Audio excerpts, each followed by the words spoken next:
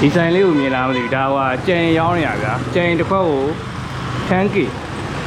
ဆိုတော့ဘယ်လောက်လဲခုစေရထောင်တောင်း1000ဟုတ်တယ်1000ဟိုကြံတစ်ခွက်ကို1000နဲ့ရောင်းနေတာခုနကတော့ကျွန်တော်ကင်မရာကစင်းသင်းမလုပ်ထားဘူးဗျာဒီခေါက်ကကျွန်တော်ဘာမှမရိုက်တော့ဆိုပြီးထွက်လာတာကင်မရာကစင်းသင်းမလုပ်ထားတဲ့အချိန်မှာသူအဲ့မှာသူတွေမှလေအများကြီးပဲကျွန်တော်တော့ဝယ်တောင်းလိုက်ပဲဗျာသိလားကျွန်တော်တော့တစ်ခွက်တော့တောင်းလိုက်မယ်လူတွေမှအများကြီးပဲပထမတော့foreigner တွေရော local တွေရောကျွန်တော်အစားဘာလဲပေါ့ဒီနေရာမှာလူတွေလောက်နိုင်တန်းစီနေတာဘာများထူးခြားလို့များလဲပေါ့နော်ဆိုတော့ကြည့်နေပြီးတော့မှ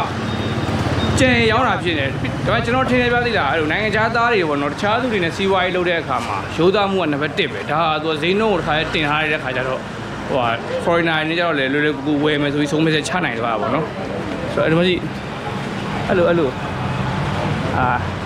အားများထူးခြားနေတာတော့မသိဘူးเนาะကျွန်တော်တို့တော့ဘာမှမထူးခြားဘူးဗျာကျွန်တော်တို့ကတော့အရာအားလုံးကပုံမှန်ပဲလားလို့လေဒါသူတို့ကဘူးလေးတွေနဲ့ထည့်ပေးမယ်ဘာညာပေါ့ဘယ်လောက်လဲ1000လားဟုတ်1000ဗျတစ်ခွက်ကို1000မို့လို့တန်းစီပြီးဈေးတန်လို့ဝယ်တာလားကျွန်တော် true ရတွေ့တာဆိုရင်တော့နှစ်ချက်ရှိတယ်ဗျာနံပါတ်1ချက်ကအဲ့လိုဈေးနှုန်းကိုစလုံးကြီးနဲ့ရေးထားတာရယ်နောက်တစ်ချက်ကသူတို့အဲ့လိုတို့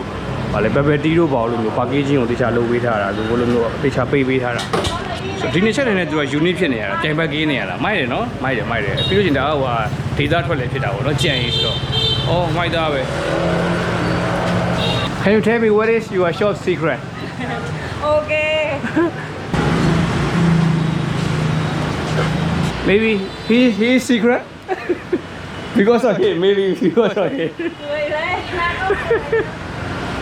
ဒီမှာကြည့်ပါသေးလားခုနကပဲဖြစ်တယ်ဒီလူတွေဒီမှာတန်းစီနေကြပြန်ပြီခုနကပဲတတုတ်ရှင်းသွားတယ်ကျွန်တော်ထင်တော့ဒီဇိုင်းဟိုကောင်လေးချောတယ်ပြီးတော့ကောင်မလေးကလည်းချောတယ်သူတို့နှစ်ယောက်ကဒီဇိုင်းစစ်လို့ဝက်ချက်ပဲလားမသိစတာပါကျွန်တော်စီးပွားရေးအရာကျွန်တော်ကြည့်ရတယ်ဆိုလို့ရှိရင်ကျွန်တော်ထင်တယ်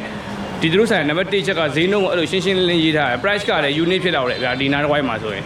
ပြီးလို့ရှိရင်ပစ္စည်းကလည်းကောင်းလိမ့်မယ်ပစ္စည်းကတော့ဒါဒီနိုင်ငံမှာဗျာပစ္စည်းကောင်းကြမှာပဲเนาะပစ္စည်းကောင်းတဲ့သူတွေကြားထဲမှာပစ္စည်းကောင်းတဲ့သူချင်းရှင်တဲ့အခါမှာသူကဈေးနှုန်းကပွင့်လင်းမြင်သာမှုရှိတယ်နံပါတ်1ချက်အဲ့ဒါရိုးသားဆိုတော့ပြတာပြီးလို့ရှိရင်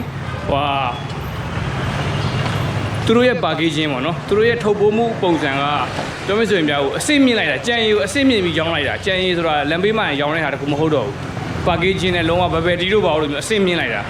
သူများထက်ဟိုထူးခြားသွားတယ်လို့ပြောလို့ရတယ်ဘာမှအကြီးကြီးမိုင်းမဟုတ်ဘူးဆိုပေမဲ့